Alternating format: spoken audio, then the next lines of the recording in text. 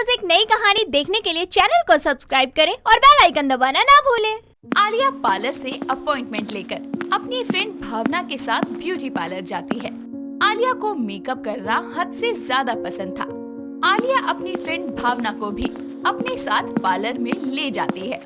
भावना उसके साथ beauty parlour जाते वक्त बोलती है, अबे यार, क्या मिल जाता है तुम लोगों को 4 किलो मेकअप पुतवा कर। मैं तो तंग आ चुकी हूँ तुझसे। तेरे साथ साथ मुझे भी हफ्ते में 3 से 4 बार पार्लर आना पड़ता है। तो क्या हो गया, मैं तो यही बोलूंगी कि तू भी पार्लर में अपना मेकअप करवाया और मेरी तरह झकास दिखे एकदम। नहीं नहीं, मेरे से ये मेकअप शेकअप नहीं होगा, तू ही खुश रह। मुझे तो मेकअप करना बहुत पसंद है। अरे इतना पसंद है ना कि कोई मुझे कहे ना कि सारा दिन शीशे के आगे बैठकर मेकअप कर तो भी कर लूंगी। अरे मैं तो मेकअप में ही अपना करियर बनाना चाहती हूँ। हाँ, ये बात कुछ काम की बोली तूने, क्योंकि आजकल सबको मेकअप और फैशन का पैशन है। तू इसमें बहुत कुछ अच्छा कर सकती है। अरे मैं तो वर्ल्ड की सबसे फेमस मेकअप आर्टिस्ट बनना चाहती हूँ। और वैसे भी आज मैं अपने मैनिक्योर, पेडिक्योर और फेशियल के बाद ना उस पार्लर वाली से मेकअप आर्टिस्ट के कोर्स की बात करने वाली हूँ। हाँ, बहुत सही है। चल, पार्लर भी आ गया, बातें करते हुए पता भी नहीं चला। इतना बोलकर भावना और आलिया दोनों ही पार्लर में जाती है। मेकअप आर्टिस्ट पहले से ही 3 लोगों को वेटिंग में बिठाकर काम कर रही थी। उसके साथ उसने 3 लड़कियों को अपने पार्लर में सीखने के लिए भी रखा हुआ था। वो सभी किसी का नेल एक्सटेंशन कर रही थी तो किसी के हेयर कट कर रही थी। आलिया उन लोगों को देखकर बोलती है, देख भावना, यहाँ इन सारी लड़कियों को मेकअप आर्टिस्ट प्रीति सिखा रही है। वो ट्रेन कर रही है इन सबको। अरे यार, यहीं से सीख कर आज वो यहाँ जॉब कर रही है। मैं भी इन्हीं की तरह सीखना चाहती हूँ। अब तो मुझे भी लग रहा है कि मजा आता होगा ये सब करने में। चल, तू पहले अपना नंबर लगा, नहीं तो पीछे से कोई हमारे आगे निकल जाएगा। ऐसे ही वो दोनों इंतजार कर रहे थे। तभी आलिया के बॉयफ्रेंड लकी का कॉल आता है। वो उसे तुरंत मिलने के लिए बुलाता है, लेकिन आलिया उसे साफ मना कर देती है और फोन को कट कर देती है। लेकिन जैसे आलिया की फ्रेंड भावना थी, सेम वैसे ही लकी का फ्रेंड विकी भावना का बॉयफ्रेंड था। जब आलिया कॉल को कट करती है तो उसके बाद लकी विकी को भावना को कॉल करने के लिए बोलता है। विकी भावना को कॉल करता है और भावना विकी का कॉल रिसीव करके बोलती है, हेलो। हेलो भावना, आलिया तुम्हारे साथ है क्या? हाँ, मेरे साथ ही है। क्यों, क्या हुआ? अरे उसे लेकर तुम मेन रोड के पास वाले मॉल में आ जाओ ना। लकी को आलिया से मिलना है और मुझे भी तुमसे। अरे यार, हम किसी काम की वजह से बाहर हैं। वो काम खत्म होने में बहुत टाइम लगेगा, इसलिए तुम दोनों वहाँ से चले जाओ। यार, हम दोनों यहाँ इंतजार कर रहे हैं और तुम्हारे बहाने ही खत्म नहीं हो रहे। ओ हेलो, मैं कोई बहाना नहीं कर रही। वो आलिया ने पार्लर में अपॉइंटमेंट लिया है और हम वहीं हैं। आलिया भावना की बातें सुनकर उसके हाथों से फोन ले लेती है और विकी कॉल पर बोलता है, तो तुम्हें अपने बॉयफ्रेंड से ज्यादा मेकअप की पड़ी है। ओ मिस्टर, जरा जुबान संभाल कर बात करो। लड़कियां मेकअप और बॉयफ्रेंड दोनों को अपनी जगह रखती हैं और दोनों में बैलेंस बनाकर चलती हैं। और इस चीज को लेकर एक टाइम पर भावना तो कॉम्प्रोमाइज कर लेगी, लेकिन मैं नहीं। तो अपने दोस्त लकी से बोल देना कि आलिया उससे ज्यादा मेकअप से प्यार करती है। आलिया इतना बोलकर कॉल को कट कर देती है। तभी भावना बोलती है, तूने उससे कुछ ज्यादा ही सुना दिया पागल। अब वो दोनों लंगूर नाराज होकर बैठ जाएंगे। उसने बोला कैसे कि बॉयफ्रेंड से ज्यादा मेकअप पसंद है? मैंने तो सच ही कहा था, मेकअप पसंद है मुझे। जैसे वो दोनों बेवड़े, वैसे ही तू भी है। उन दोनों के पिनकाने पर पिनक जाती है। मैं मेकअप के खिलाफ एक शब्द नहीं सुन सकती। अगर आज मुझे सिर्फ मेकअप के लिए आना होता तो एक बार को मैं मेकअप स्किप करने के बारे में सोच सकती हूँ, लेकिन मैं तो यहाँ अपने कोर्स के बारे में बात करने आई हूँ, तो बात बहुत जरूरी है। अब उन दोनों को कौन समझाए? जरूरत ही नहीं है समझाने की, समझ जाएंगे अपने आप। इतना कहकर आलिया अपना मैनिक्योर, पेडिक्योर, फेशियल सब करवाती है। उसके बाद मेकअप आर्टिस्ट प्रीति से कोर्स के बारे में बात करते हुए बोलती है, मैडम, मैं भी ये कोर्स सीखना चाहती हूँ। आप मुझे कोर्स का ड्यूरेशन और फीस बता दीजिए। अगर सीखना चाहती हो तो तुम्हारी ट्रेनिंग एंड कोर्स दोनों साथ में होगा। तुम्हें पूरा दिन यहाँ सीखना पड़ेगा। इसके लिए मैं तुमसे कोई चार्ज नहीं लूंगी, बस 6 महीने ट्रेनिंग और उसके बाद फिर मैं तुम्हें अपने ही पार्लर में जॉब पर रख लूंगी। बोलो मंजूर है? वाओ, ये तो बहुत बढ़िया ऑप्शन है मेरे लिए। मैं जरूर ज्वाइन करना चाहूँगी। ठीक है, आप कल से ही शुरू कर दो। Thanks madam. इतना बोलकर आलिया और भावना खुशी खुशी घर आते हैं। आलिया अगले ही दिन से कोर्स सीखना शुरू करती है, लेकिन वो इन सब के बीच अपने बॉयफ्रेंड लकी को पूरी तरह अवॉइड करती है।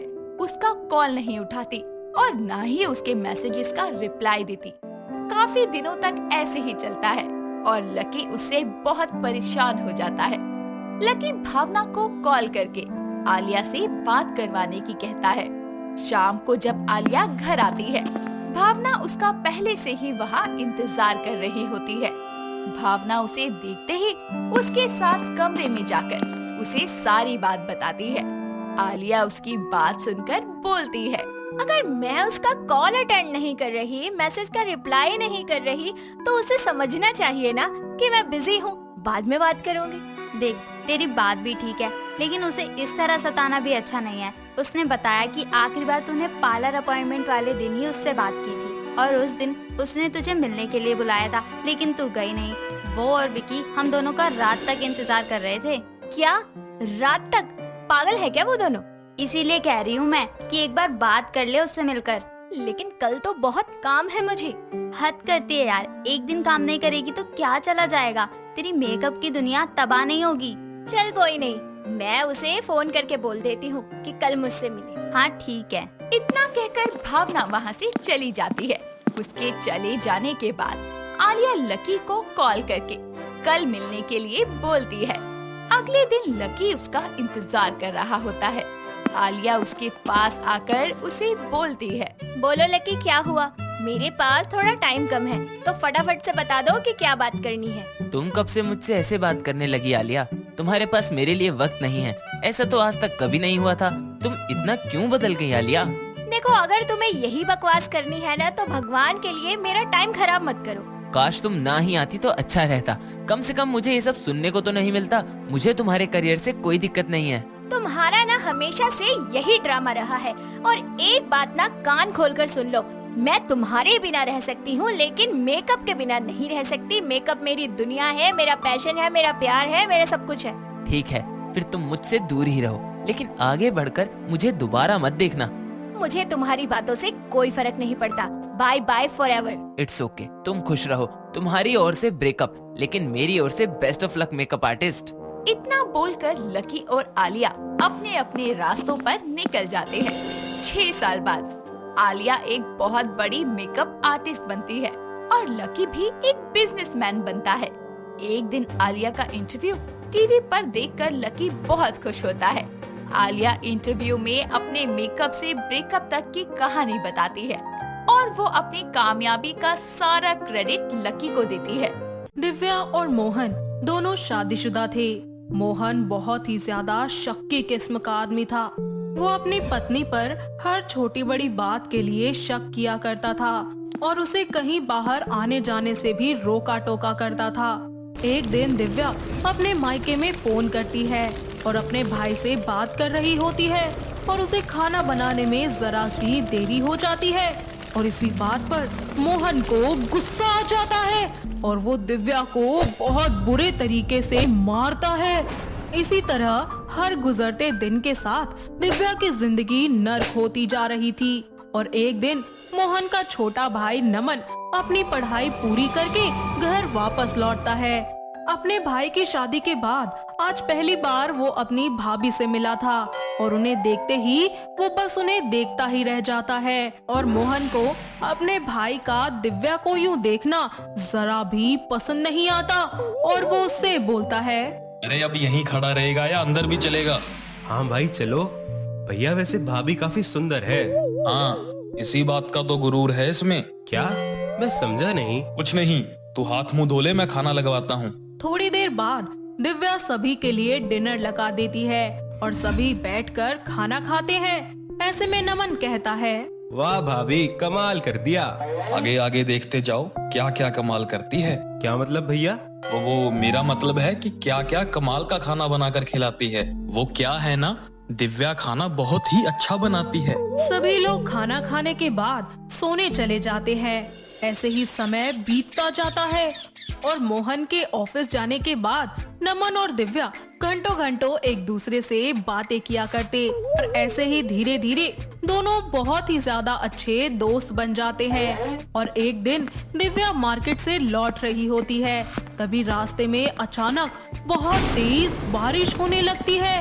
वो खुद को बचाने के लिए किसी दुकान पर रुक जाती है और वहाँ नमन को बुलाती है। थोड़ी ही देर बाद नमन छतरी लेकर आ जाता है और दोनों एक ही छतरी के नीचे चलते चलते कुछ दूर आते हैं। तभी नमन अपनी भाभी से कहता है, क्या हुआ, उदास लग रही हो? नहीं तो, मैं तो बहुत खुश हूँ। क्या हुआ बताओ, एक दोस्त समझकर सब बता सकती हो। क्या बताऊँ नमन, तुम्हारे भैया मुझ पर बहुत शक करते हैं। आए दिन मेरे साथ मारपीट करते हैं, मुझे कहीं आने जाने भी नहीं देते हैं। क्या? हाँ, और अब भी मेरा दिल बहुत घबरा रहा है। अगर उन्होंने तुम्हें मेरे साथ ऐसे एक छतरी के नीचे देख लिया तो आज तो मेरी शामत ही आ जाएगी। चिंता मत करो, और हम यहाँ कुछ गलत नहीं कर रहे हैं। जब तक हम गलत नहीं हैं, तब तक हम अपने लिए लड़ सकते हैं। मैं अपने पति से लड़कर जाऊंगी भी कहाँ? अगर मैं खुद के लिए खड़ी भी हो गई तो ना माँ है ना बाप, मैं किसके घर जाऊंगी? मेरा नसीब यही है। यही तो कमी है तुम जैसी औरतों की। जितना दोषी जुर्म देने वाला होता है, उससे कई ज्यादा दोषी जुर्म सहने वाला होता है। अगर वो जुर्म सहे ही ना, तो किसी की हिम्मत नहीं होगी ऐसा करने की। ऐसे ही बातचीत करने के बाद दोनों वापस घर आ जाते हैं और समय बीतता जाता है। आसपास के लोग अब दिव्या और नमन पर शक करने लगते हैं और उन्हें शक की नजरों से देखते हैं। साथ ही उनके बारे में अलग अलग बातें बनाते हैं। धीरे धीरे इस बात की भनक मोहन को लग जाती है और ऐसे ही एक रात जब मोहन सो रहा होता है, तभी दिव्या चुपके से नमन के कमरे में जाती है और उसको अपने गले से लगा लेती है। तभी नमन कहता है, आ गई मेरी जान। हाँ, मोहन सो रहे हैं, इसीलिए मैं चुपके से तुम्हारे पास आ गई। अब समय आ गया है कि हम दोनों मौका देखकर यहाँ से भाग जाएं। हाँ ठीक है। मगर उससे पहले क्या? तुम्हें पता ही होगा, प्यार और जंग में सब जायज है। हाँ, अगर तुम्हें और तुम्हारे प्यार को पाने के लिए मुझे मोहन को मौत की नींद भी सुलाना पड़ा ना, तो मैं पीछे नहीं हटूंगी। दोनों एक दूसरे की बाहों में यूं ही लेटे रहते हैं। तभी मोहन झटके से उठता है और देखता है कि दिव्या उसके पास ही लेटी हुई है। तभी वो खुद से कहता है, ये सब एक सपना था, मगर जो भी है सच्चाई तो यही है ना। दोनों बेशर्म हो चुके हैं, तभी तो आसपास के लोग इन दोनों को लेकर बातें बना रहे हैं। आज सपना देखा, कल हकीकत भी तो हो सकता है। नहीं नहीं, मैं ऐसा कभी नहीं होने दूंगा। ऐसे ही अगली सुबह मोहन दिव्या और नमन से बोलता है, तुम दोनों कितने बेशर्म हो, मेरी ही नाक के नीचे तुम ये सब कर रहे हो। क्या बकवास कर रहे हो भैया, कितनी गिरी हुई सोच है तुम्हारी। वाह, एक तो मेरे ही घर में बेशर्मी करते हो, ऊपर से अनजान बनते हो। बस भैया, बहुत हो गया तुम्हारा। अरे तू तो मेरा भाई है, तुझे तो मैं एक टाइम पे माफ भी कर दूं, पर ये औरत, ये तो पत्नी के नाम पे धब्बा है। ना जाने और कितने यार बनाए होंगे इसने, और तुझे भी अपने झांसे में फंसा रही है, पर मैं ऐसा कभी नहीं होने दूंगा। भैया, आप होश में तो हो। भाभी जैसी पत्नी किस्मत वालों को मिलती है, और आप उनके बारे में ऐसा बोल रहे हैं। दोनों भाई आपस में खूब बहस करने लगते हैं। तभी दिव्या गुस्से में अपने पति को खींचकर एक जोरदार तमाचा लगाती है और कहती है, बहुत हो गया आपका। जब तक मेरे तक बात थी, मैंने आपसे कुछ नहीं कहा, लेकिन अब बात मेरे चरित्र की है और मैं चुप नहीं रहूंगी। तेरी हिम्मत कैसे हुई मुझ पर हाथ उठाने की? आपकी हिम्मत कैसे हुई मुझ पर हाथ उठाने की? मैं तेरा पति हूँ, ये मत भूल। पति हो नहीं, पति थे। अरे खत्म हो गया हम दोनों के बीच का रिश्ता। मैं आपके साथ एक दिन और नहीं रह सकती। अरे जिसकी नजरों में पत्नी की कोई इज्जत ही ना हो, आखिर वो पति कैसा पति होता है? अरे आप पति के नाम पर कलंक है। और नमन और मेरे बीच में कोई नाजायज रिश्ता नहीं है। वो बस मुझे एक अच्छे दोस्त की तरह प्रोटेक्ट करता है, मेरी बातों को समझता है, मुझे अच्छे से सुनता है। जो विश्वास, जो प्यार मैं आपसे चाहती थी ना, वो सब कुछ मुझे नमन ने दिया, पर किसी नाजायज रिश्ते की हैसियत से नहीं, बल्कि इंसानियत और सम्मान की हैसियत से।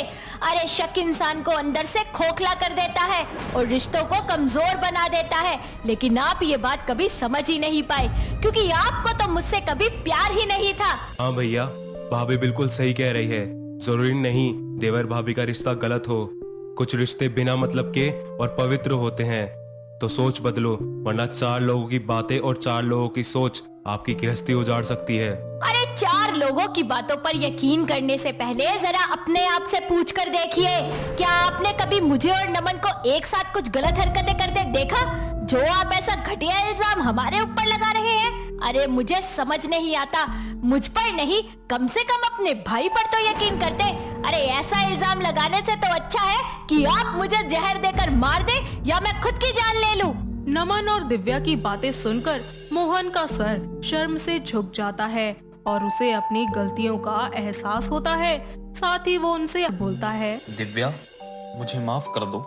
मैंने तुम्हारे साथ आज तक बहुत गलत किया। मैं हमेशा यही समझता रहा कि औरत पैर की जूती होती है, पर कभी ये नहीं समझा कि औरत तो घर की लक्ष्मी और अन्नदाता भी होती है। मुझे माफ कर दो दिव्या, और नमन मेरे भाई, तू भी माफ कर दे। नमन और दिव्या दोनों ही मोहन को माफ कर देते हैं। ऐसे ही समय बीतता जाता है और अब मोहन दिव्या पर शक करना हमेशा के लिए छोड़ देता है और उसकी रिस्पेक्ट करने लगता है। साथ ही उसे वो प्यार भी देता है जिसकी वो हकदार थी। जिसके बाद वो लोग एक अच्छा सा रिश्ता देखकर नमन की भी शादी करवा देते हैं और सभी एक दूसरे के साथ हंसी खुशी मिलकर रहने लगते हैं। गर्मियों का समय था। किरण अपने पति जतिन के साथ कमरे में सो रही थी। पंखे के नीचे सोने पर भी किरण का गर्मी से बुरा हाल हो जाता है और वो आधी रात को उठकर अपने पति को जगाते हुए उससे बोलती है, उठिए, मैं कहती हूँ उठिए। अरे खुद तो घोड़े बेच बेच कर सो रहे हैं, यहाँ गर्मी से मेरा जीना हराम हो रखा है। अरे कितने दिन हो गए मुझे बोलते बोलते, अरे मुंह दुख गया मेरा कि एक एसी लगवा दो, एसी लगवा दो, एसी लगवा दो, पर मजाल है जो बंदे के कान पे जू रेंग जाए, एसी नहीं लगवा के दिया मुझे। अरे महारानी, इतनी सैलरी नहीं है मेरी कि मैं तुम्हारे लिए एसी लगवाऊं, और बिजली का बिल भी फिर मैं ही भरूं। एक अकेला कमाने वाला क्या क्या करेगा बताओ तो। तुम्हारे कहने का क्या मतलब है, अब मैं भी कमाने निकल जाऊं? अरे मैंने ये कब बोला, मगर यार थोड़ा एडजस्ट तो कर ही सकती हो ना। मेरे ही करम में ये बावड़िया लिखा था। अरे कहा मैं अपने घर में आराम से एसी की ठंडी हवा में सोती थी, कहा मेरे पापा ने तुम जैसे गरीब इंसान के साथ मेरी शादी कर दी, जो फराटे के आगे मुझे दिन बिताने पड़ रहे हैं। अच्छा, शादी से पहले तो ये बोलती थी कि 2 वक्त की रोटी भी ना मिले तो मेरे साथ ही रहोगी, तो अब क्या हुआ? अरे तो मुझे क्या पता था वो फिल्मी लाइन सच हो जाएगी। ऐसे ही लड़ते लड़ते उनकी सुबह हो जाती है और इसी तरह कुछ दिनों के बाद किरण फिर से जतिन को एसी लगवाने के लिए बोलती है, मगर जतिन घर की आर्थिक स्थिति को देखते हुए मना कर देता है।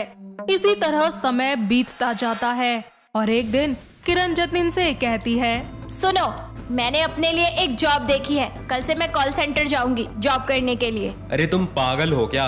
मुझे थोड़ा टाइम तो दो, मैं तुम्हारे सारे सपने पूरे कर दूंगा। मैं जॉब पे जाऊंगी तो मतलब जाऊंगी, और ये मैंने तुम्हें बताया है, पूछा नहीं है तुमसे। इतना बोलकर किरण वहाँ से चली जाती है और बेचारा जतिन उसकी बातों से बहुत उदास हो जाता है और अगले ही दिन किरण जीन्स टॉप और अनमैरिड वुमेन की तरह तैयार होकर ऑफिस जाती है। ऐसे ही समय बीतता जाता है और धीरे धीरे किरण की सैलरी बढ़ती जाती है और वो अपने घर में एसी लाकर और छोटी छोटी जरूरतों को पूरा करती है। कभी वो अपने लिए सोने का हार लाती तो कभी अपने लिए महंगा सा फोन ले आती। उसको ये सब करता हुआ देखकर जतिन एक दिन उससे बोलता है, क्या मैं जान सकता हूँ तुम्हारी सैलरी कितनी है और तुम आए दिन इतने महंगे सामान कहाँ से लाती हो? मेरे ऑफिस के बॉस ने दिया है ये सब मुझे गिफ्ट में। गिफ्ट क्यों दिया है? मेरा मतलब है ना तो अभी दिवाली है ना कुछ स्पेशल डे, तो गिफ्ट क्यों? मैं और मेरा काम दोनों उन्हें बहुत पसंद है, इसीलिए मेरे काम से खुश होकर दे दिया उन्होंने मुझे गिफ्ट। जॉब करती हो तो जॉब करो, ये फालतू के काम नहीं। कोई बिना मतलब के आज के टाइम पे किसी से बात करना पसंद नहीं करता, और यहाँ बात गिफ्ट तक पहुँच गई तो संभल कर रहो, ये दुनिया बहुत जालिम है। इसी तरह कुछ दिन बीत जाते हैं और किरण के ऑफिस के ऑनर नितिन एक दिन उसको बिना बताए उनके घर आ जाते हैं। किरण उसको चाय नाश्ता करवाती है और फिर वहाँ किरण का पति जतिन आता है और जतिन उन्हें ऐसे देखकर बोलता है, सॉरी, मैंने आपको पहचाना नहीं। किरण, तुम्हें बताओ इन्हें कि आखिर मैं कौन हूँ। ये मेरे ऑफिस के सर हैं। और आप कौन? ये मेरे पति हैं। ओह अच्छा अच्छा। सभी लोग एक दूसरे से बातें करते हैं और थोड़ी देर के बाद नितिन वहाँ से चला जाता है। ऐसे ही धीरे धीरे किरण को नितिन आए दिन फोन किया करता और उससे बातें करता। ऐसे ही समय बीतता जाता है और किरण का बर्थडे आ जाता है। नितिन उसको सरप्राइज देने के लिए एक दिन पहले ही रात के 12 बजे खूब सारे गिफ्ट्स लेकर उसके घर पहुंच जाता है। ये सब देखकर जतिन को बिल्कुल भी अच्छा नहीं लगता। नितिन जतिन के सामने उसकी पत्नी को गले लगाकर बर्थडे विश करता है। तभी जतिन नितिन से कहता है, आप जो भी हैं किरण के, आपको पता होना चाहिए कि शादीशुदा लोगों के आगे किस तरह बात की जाती है। ओफो जतिन, कैसी नैरो माइंडेड थिंकिंग है तुम्हारी। ये आजकल का फैशन है। अरे मेरे बॉस ने मुझे हक कर लिया तो कौन सा पहाड़ टूट गया तुम्हारे ऊपर। पहाड़ नहीं टूटा है, मगर याद रखना वो दिन भी दूर नहीं जब तुम अकेली रहोगी। अरे तुम जलते हो मुझसे, क्योंकि अब मैं तुमसे ज्यादा पैसे कमाने लगी हूँ। हाँ, मैं कम ही कमाता हूँ, लेकिन अपनी लिमिट्स कभी क्रॉस नहीं करता, अपनी मर्यादा कभी नहीं भूलता। तुम जरूरत से ज्यादा बोल रहे हो जतिन, सोच समझ कर बोलो। मैं जो बोल रहा हूँ बिल्कुल सही बोल रहा हूँ। ये जो तुम ये सब कर रही हो ना, ये बिल्कुल ठीक नहीं है। और हाँ, जितनी चादर हो ना उतने ही पैर पसारने चाहिए। इतना सब बोलकर जतिन अपने कमरे में चला जाता है। ऐसे ही कुछ दिन बीत जाते हैं और दोनों पति पत्नी एक दूसरे से बिना बात किए अपने अपने काम पर जाने लगते हैं। और एक रात किरण अच्छे से तैयार होकर कहीं जा रही होती है कि तभी जतिन उससे पूछता है, कहाँ जा रही हो इतनी रात को? नितिन सर की बर्थडे पार्टी पर। तुम मुझसे पूछना और बताना जरूरी नहीं समझती क्या? बताकर क्या फायदा, तुम अपनी दुनिया में मस्त रहो और मुझे अपनी में जीने दो। ठीक है, जाओ। किरण पार्टी के लिए चली जाती है और अगले ही दिन जतिन शालिनी नाम की एक लड़की को लेकर घर आता है और शालिनी को देखकर किरण कहती है, कौन है ये मेरी हेल्पर है। अब ये इसी घर में रहेगी और मेरी हर छोटी बड़ी जरूरतों को पूरा करेगी। तुमने इस बारे में मुझे बताना या फिर मुझसे पूछना जरूरी नहीं समझा? बताकर कोई फायदा नहीं। वो क्या कहा था तुमने? हाँ, तुम अपनी दुनिया में मस्त रहो और मैं अपनी दुनिया में। बहुत हो गया बस तुम्हारा, ये यहाँ पर नहीं रहेगी। शालिनी यहीं रहेगी, और हाँ, तुम्हें जाना है तो तुम जा सकती हो। पत्नी हूँ मैं तुम्हारी, भूलो मत। और रियली तुम मेरी पत्नी हो? तुमने आखिर पत्नी होने का फर्ज क्या निभाया है? अरे पत्नी घर की लक्ष्मी होती है और तुम मेरे सामने पराये मर्द को हक करती हो, आधी आधी रात को पार्टी में जाती हो। क्या यही एक पत्नी होने का फर्ज है? अरे पति पत्नी का फर्ज होता है जो है जितना है उसमें एक दूसरे को खुश रखना। लेकिन मैं तुम्हें एसी नहीं दे पाया तो तुम खुद ही एसी ले आई। अरे पत्नी का फर्ज समझती तो पंखे में भी गुजारा कर लेती। आज पंखा है, कल एसी भी आएगा, लेकिन तुमने तो हद ही पार कर दी। जतिन की बातें सुनकर किरण की आंखों से आंसू आ जाते हैं और उसे अपनी गलती का एहसास होता है। तभी वो बोलती है, मैं जानती हूँ कि मुझसे गलती हुई है, प्लीज मुझे माफ कर दो। जब कोई चीज अपने ऊपर बीतती है तभी पता चलता है कि उसका दुख कितना बड़ा है, पर मैं तुम्हें किसी और लड़की के साथ नहीं देख सकती। और तुम जो उस नितिन से बात करती हो, उसको मेरे सामने गले मिलती हो, ये सब कैसे बर्दाश्त किया मैंने, तुम जानती भी हो। बस अब मैं और नहीं सहूंगा, मैं तुमसे डिवोर्स चाहता हूँ। मुझे माफ कर दो जतिन, मुझे डिवोर्स मत दो, मैं तुम्हारे बिना नहीं जी पाऊंगी। प्लीज मुझे मेरी गलती सुधारने का एक मौका तो दे दो, मुझे ऐसे छोड़कर मत जाओ प्लीज। जी लोगी, जब तुम्हें बहुत सारे पैसे और नितिन जैसे लोग मिलेंगे तुम आराम से जी लोगी। नहीं नहीं, वो सब मेरी भूल थी। मुझे समझना चाहिए था कि अगर मैं अपनी औकात से बाहर की चीजों को पाना चाहूंगी तो जो मेरे पास है मैं उससे भी हाथ धो बैठूंगी। मुझे माफ कर दो जतिन, प्लीज मुझे माफ कर दो। मैं बहुत प्यार करती हूँ तुमसे।